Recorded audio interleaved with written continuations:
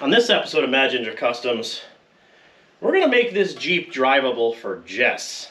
Now, this Jeep is a CJ that we built from the frame up. Not as a restoration, it had a bad frame. We put a frame underneath it and put a bunch of new parts into it. But it is lifted, it's got 4-inch lift springs, and it had some monster shackles in it. And if you guys have a lifted truck, you understand that when sometimes the geometry gets a little out of whack, she steers light, and sometimes she steers scary. So what we're going to do is show you why it does that and how to fix it. Let's go.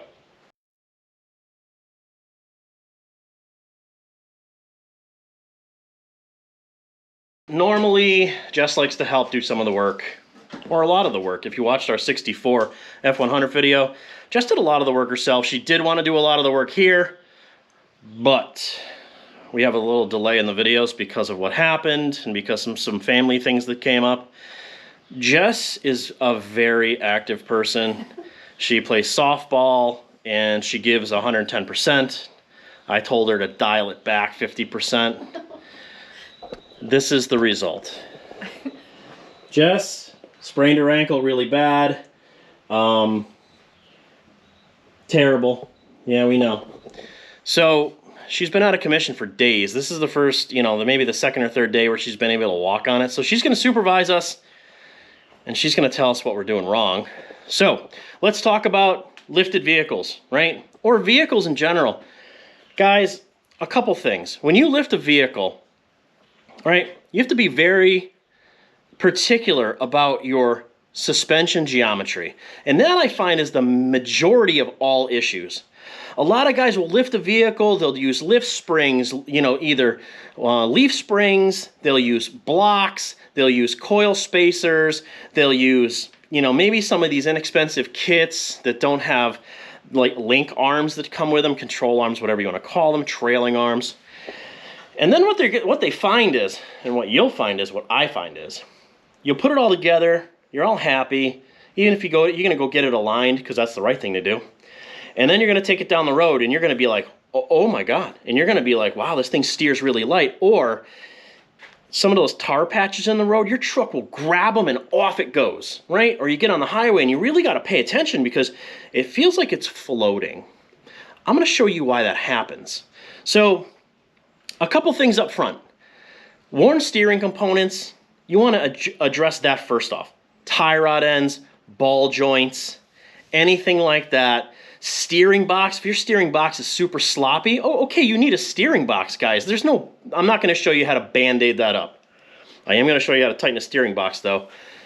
Look, disclaimer, anything I show you here, I'm showing you because it's my personal experience, and I'm not telling you how to do something. I'm just showing you how I do it. When you adjust the steering box, you got to be so very careful because once it heats up a little bit, it may bind and you may crash your vehicle. Please, please, please, if you don't know what you're doing, please don't do that. That is super important to know up front. So the other issue up front is steering stabilizers, guys. Look, I can't tell you how many times I've seen on Jeep forums and websites and Facebook pages, and they're like, oh man, you just got to put a steering stabilizer on it. That is 100% wrong. If anyone told you that, they don't know what they're talking about. Steering stabilizers are a band-aid fix for bad geometry. So let's get into the geometry, and then we're going to get into some work. Guys, it is legit so sweaty. Even in Connecticut, we were at the Jason Aldean concert last night, and that dude got heat stroke mid-song and had to walk off stage. And it is still like 90+% humidity in here. And you're probably going to hear my fan, guys. I'm sorry. I am using a shotgun mic, so I'm going to hope to lessen that, but it's just the way it is. All right, so right off the rip, if you guys have a leaf sprung vehicle, this is a Jeep CJ7, 1985, right? This Jeep came with this monster shackle, right? This shackle was here. Let me see if I can show you this, right? Shackles are an economical way to lift a vehicle if it's leaf sprung, but a terrible way to lift a vehicle if it's leaf sprung for geometry purposes. Because what this is going to do, when you elongate the front of this, you are taking your C, where your ball joints are, and you're pulling it forward. As this drops down, it pulls forward. And this is the problem why your vehicle is all over the place. Now granted, tie rod ends, check all your tie rods, Pitman. You don't need this, right? I put this on because I was doing everything else and it had one to begin with, so I put it back on. Technically, does it need it? No, it doesn't need it. That's crazy. Let's fix it. We're gonna fix it, all right? So, this shackle right here, I cut on my plasma table, right? And I just welded in a piece in the middle and I shortened it. So, instead of being, stock is 3 inches on center, this is 3 3/4 on center, so it's just a little bit taller. This one I took out was like 6 inches. Immediately noticed a major difference in handling. So much better, right? We're gonna correct the rest of it right now. So, what you need to know is the angle of the C, right? The angle of your ball joints. Are you twisted forward? Are you twisted back? For that, you're gonna wanna gauge.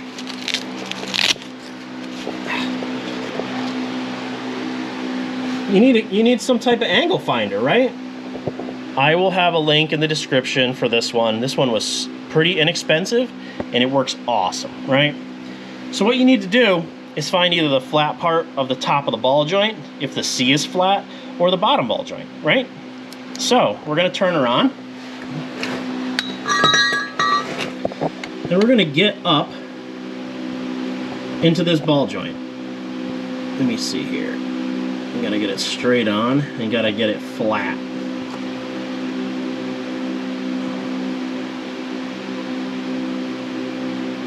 Okay, that's where we need to be.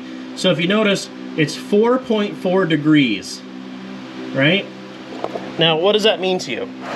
What does 4.4 degrees mean to you? Okay, a stock CJ, and your vehicle may differ. I think it's 6 or 7 degrees, could even be 8. What I'm shooting for is 8. And now, you guys are gonna argue with me in the comments, and that's awesome, and that's okay. Everyone's gonna say, put it back to stock geometry, it's gonna ride mint. Yes and no. You have to take into consideration larger tires, spring rate, things like that. So the farther back towards the vehicle you lean your caster, so you gain caster, you're gonna deaden the steering. You're gonna make it a little bit more lazy, but it's gonna wanna track straight. The farther forward you go, the vehicle will become more twitchy. It'll steer faster, right? This isn't a race car. This is a Jeep that is, you know, it's never gonna go fast. You're not doing autocross with it. If you were an autocross racer, would it, you know, camber gain or caster gain? Yeah, maybe, because you want it to be super quick side to side. We don't want that to happen, and you in a lifted truck do not want that to happen. So what are your options in a leaf spring vehicle, right? Shackles, you can either go with a smaller shackle, but if you got a stock shackle and you just got a leaf, your option is a shim. Now, a lot of guys don't like using shims. They're like, there's too much lateral force when you turn. Guys, I get it. Use a steel shim and don't use a monster shim. I bought a 4-degree shim for this, a new center bolt, and that should gain us 4 degrees, so we should have about 8 degrees of caster, and that should settle this thing down. Jess should be able to drive it, and I'll feel safe with her in it, right? So that's what we're gonna do today. We're gonna throw some shims in, and then we're gonna drive it, talk about it. Now, if you have coil springs and you have an upper and lower control arm, a lot of those cheaper kits, they'll come with maybe the lower arm. They don't come with a top arm, or they'll come with both, but they're not adjustable. Guys, unless it's a really dialed in kit, I'm pretty sure you're gonna have an issue with caster. So what you're gonna wanna do is you're gonna need a longer lower control arm to push out so that so your ball joints stay at the proper geometry. So we're gonna get this thing lifted in the air and we're gonna get after it. And Jess over here is gonna supervise. Yes. Sorry for the fan. It's hot, boys. I'm sweaty.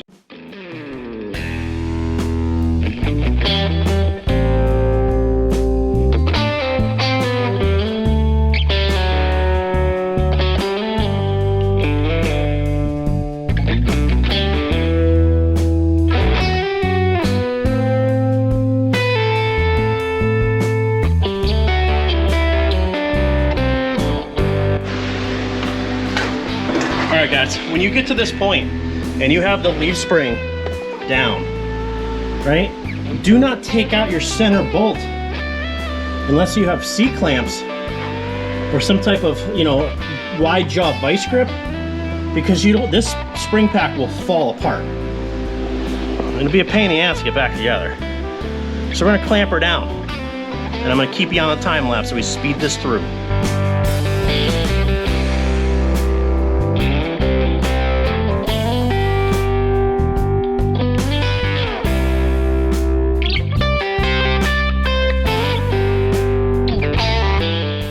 Alright guys, let's talk a little bit about what we bought.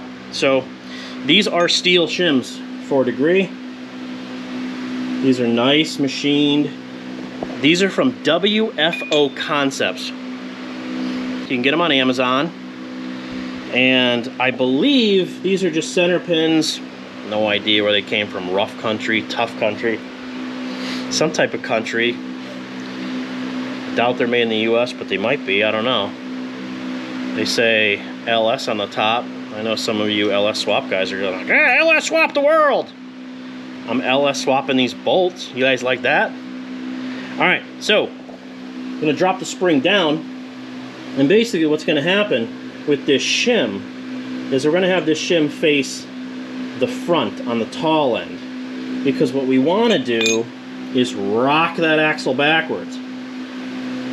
So we're gonna put the shim in, we're gonna put the bolt back through, we're gonna bolt it all back together nice and tight, we're gonna cut off the excess, we're gonna slam her back together, then we're gonna do the other side. And I'm gonna show you guys how to adjust the steering box. You know, within reason of your mechanical abilities. Disclaimer, if you adjust it, you may die. I have to say that so you don't sue me.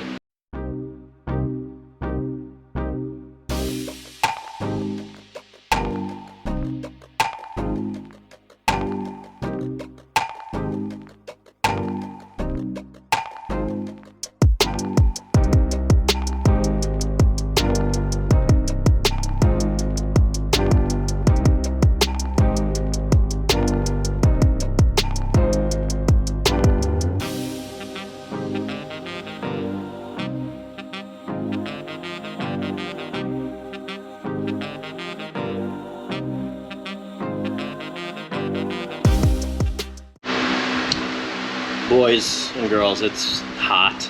Like, I could drown a dwarf in my underwear. Hot. I don't know if I just shat myself or I just blew some sweat off the chili ring. It's that hot. So, here's where we're at. The sides together. Nice big shim, right? Extends past the perch. Is the correct width.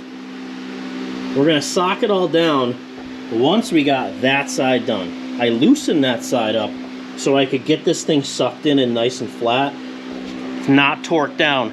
Guys, don't torque stuff down until the truck is level and even and has weight on it, right? I mean, the U-bolts you could, but not shackles. Don't do shackles, guys.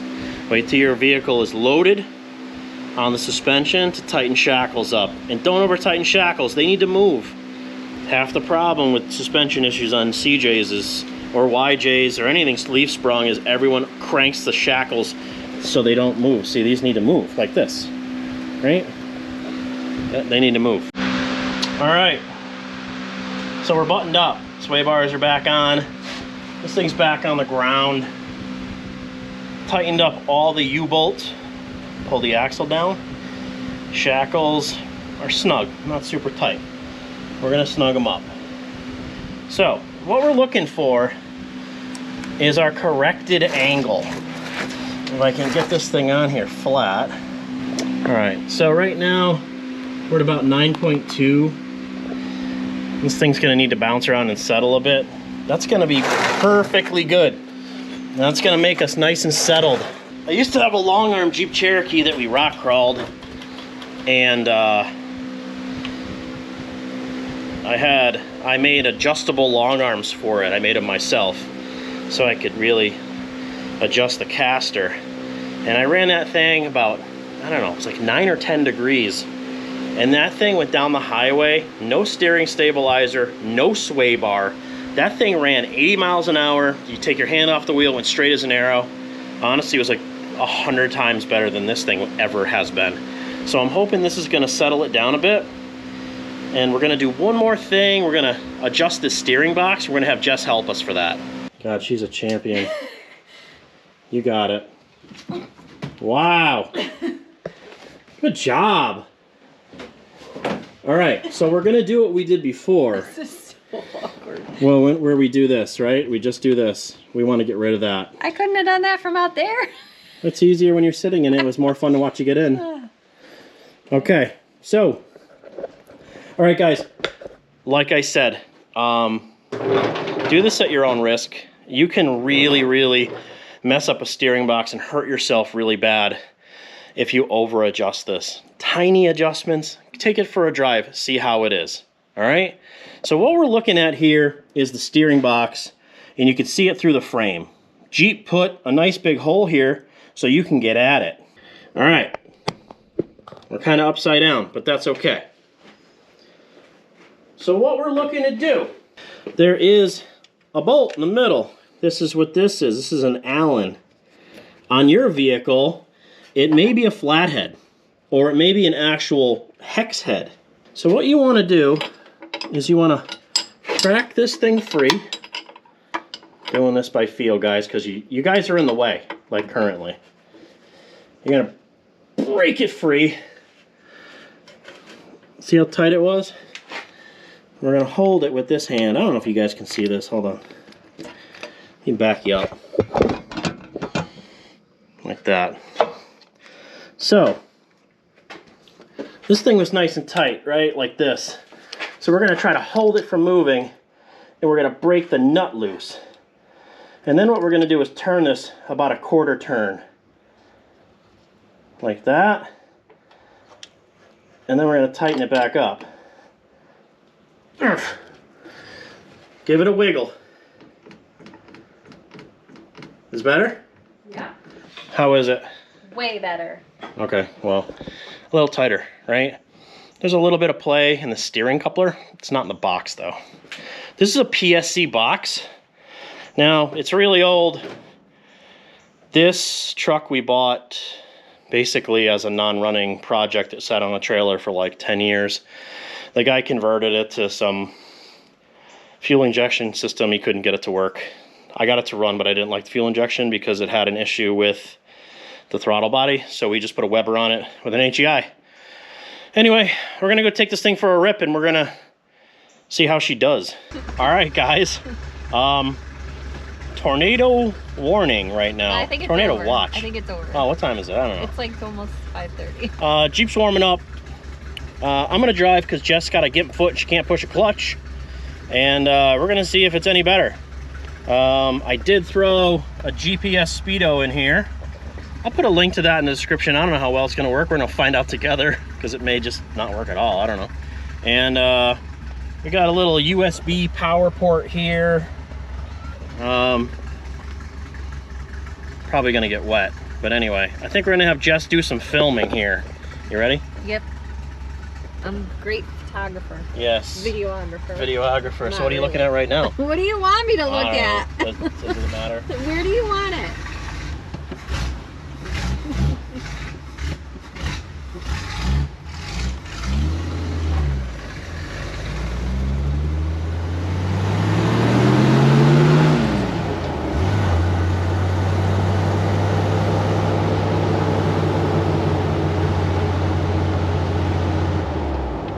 So, once once we get some speed in it, we can watch the speedo, I suppose. So we have a speedo. Oh, Sunday driver.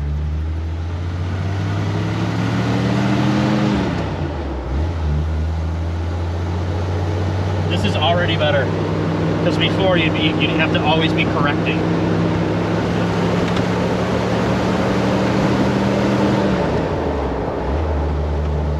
Oh yeah, I mean, short of straightening the steering wheel, this thing does need an alignment. We didn't align it when we first built it, so you know, we kind of put this together from. Bought another frame, we put a frame under it, we just kind of cleaned stuff up. We didn't rebuild stuff. You know, it's got all new brakes, brake lines, fuel lines. It's got a new 38 carb. It's a 258, you know, tractor motor with it's got a header. I don't know what kind of header it is, pace setter or Headman. It's got 2.5-inch exhaust, which I feel is too loud. It's got a cheap-ass carpet kit. We need to vacuum it. It looks terrible. I put a twin stick in it. It's got a Dana 300, T5.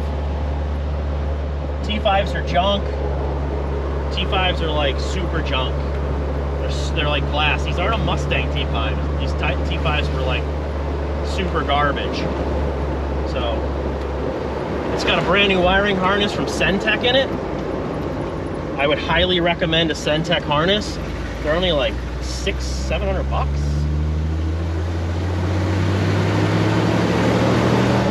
Oh, this thing is so much more settled. Oh my God. Before, the thing would just dance.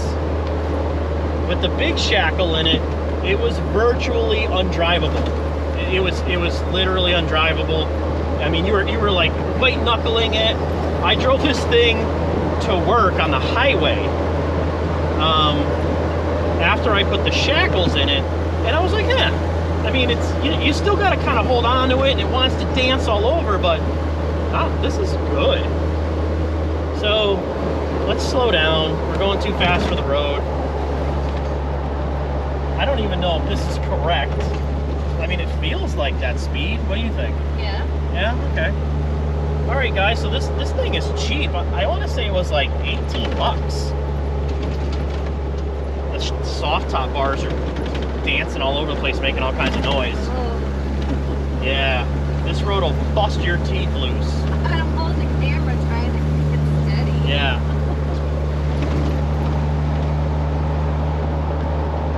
So I'm hoping we don't get caught in a downpour. But this thing rides like a CJ. So, you know, kidney belt is recommended. Yeah, this is a bit much better.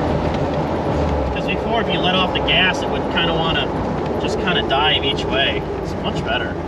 It's got a power brake conversion. It's got one spring in the back hanging up. Hey, maybe we should try the lights. I've actually never driven it with the lights on. You watch, I'll turn the lights on, the thing will just shut off. Terrible.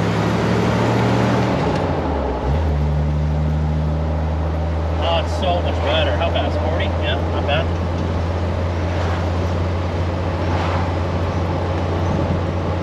Guys, this thing has no balls. This thing has 33-inch tires with 273 gears. It really needs 456s. Jess and I seem to really enjoy driving this around. We just go, you know, she goes gets flowers with it. And Ice cream. ice cream. We get ice cream in it. Can you guys tell that I eat ice cream? No. So we get ice cream in it. We don't drive it as a driver. We don't use it as a utilitarian vehicle. We don't off-road this one. If we're going to off-road a vehicle, I will specifically build one to off-road. It will cage ties in. It won't be leaf sprung. Maybe it'll be leaf sprung, but it'll be long arm in the front, leaf spring maybe in the back. I can't believe how much better this is.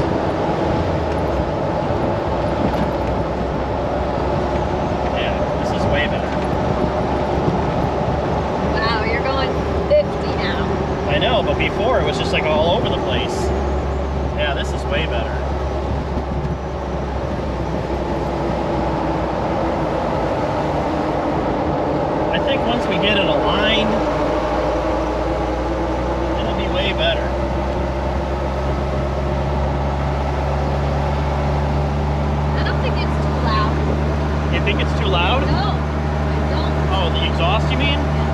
like that. You said it might get loud.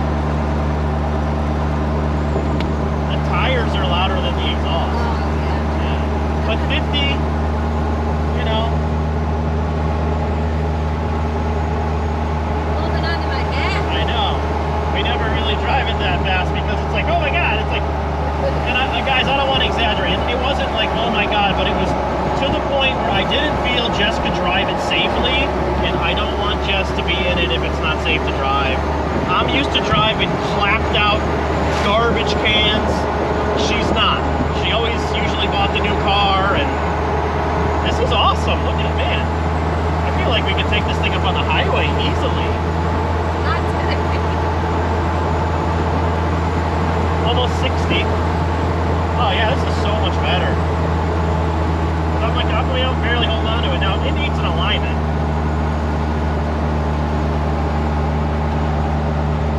You're gonna love this.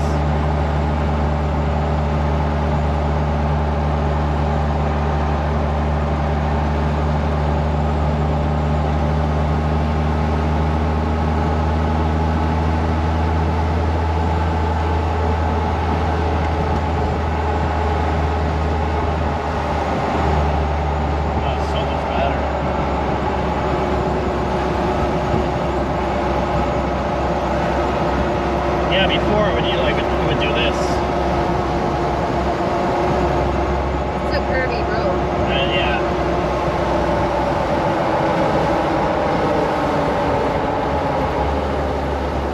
And if you saw that, I didn't even go into 5th gear because this thing's got such long legs because of the gearing. Terrible. Puddles. Yeah, we can go. You want to splash through the puddles? No. Oh.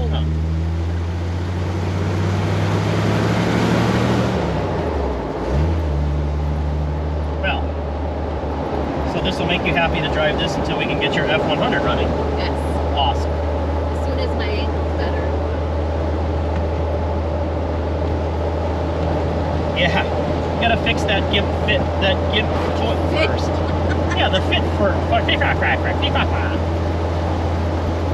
Oh my God, this is so good. It's foggy right here. Yeah, it is. Do the wipers work? Yes, they do.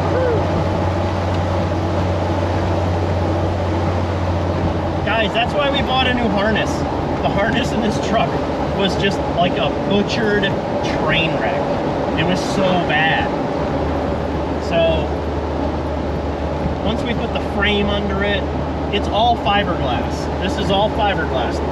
The hood, the fenders, the only thing that's not fiberglass is the grill. It's rusted, so it's got a little patina. Hi! And, you know, it's never gonna rot out. We live in Connecticut where they just spray like acid onto the roads. You know, they don't care about rotting out your car. They only care what the cheapest solution they can use is. We put a seat slider on this seat for Jess so we can slide it forward so she can reach. Short. I don't really like it because it makes me higher. Like, look at my head. Like, if we had the hard You're top. almost touching. I know, and I'm not even that tall. You know that you shrink when you get older? I was 5'11" and 3/4. And the last time I went to the doctor's, I was 5'10". And I said, man, I'm getting shorter. He goes, well, you know, carry around tools your whole life and beat yourself up. And I said, it's because I'm fat, huh? And I'm smashing my own spine. He's like, no. I'm like, yeah. And the doctor, remember when I came home and I'm like, he said I'm a beast. And you said, no, he said you're obese. And I'm like, oh, that's hurtful and angry. Anyway, this is a success, guys. You know, unlike the last video with the red F100, you know, we don't edit out the bad stuff. We keep all the stuff. So if it's a, you know, if it ends up being a junk, then it's a junk, and then you guys see it.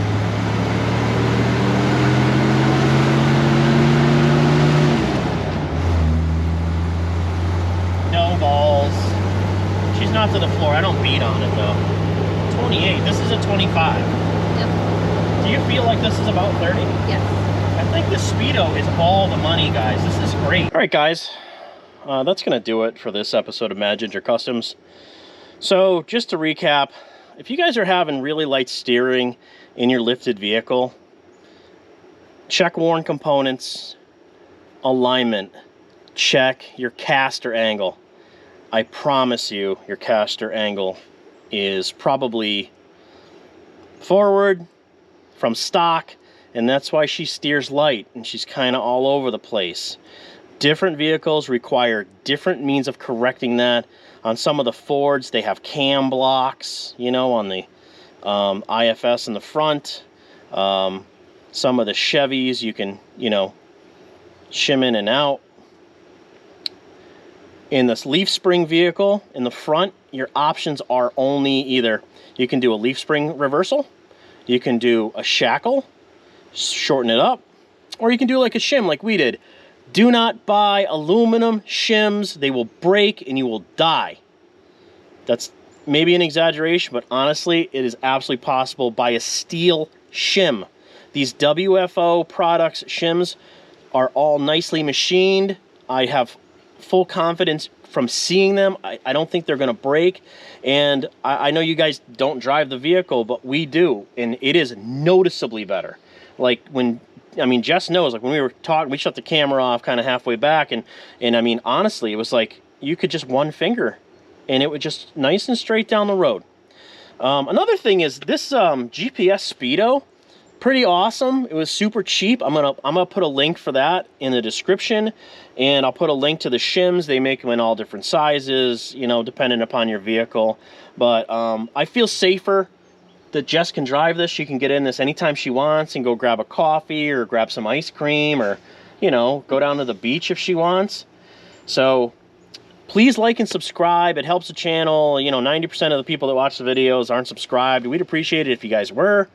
There's a buy us a coffee link if you guys like our channel. Somebody requested that way back.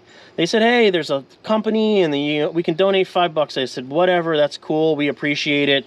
Every dollar we earn goes back into parts and keeps these videos going. And last but not least, if we can do it, you guys can do it. And Thanks for watching. thanks for watching, guys.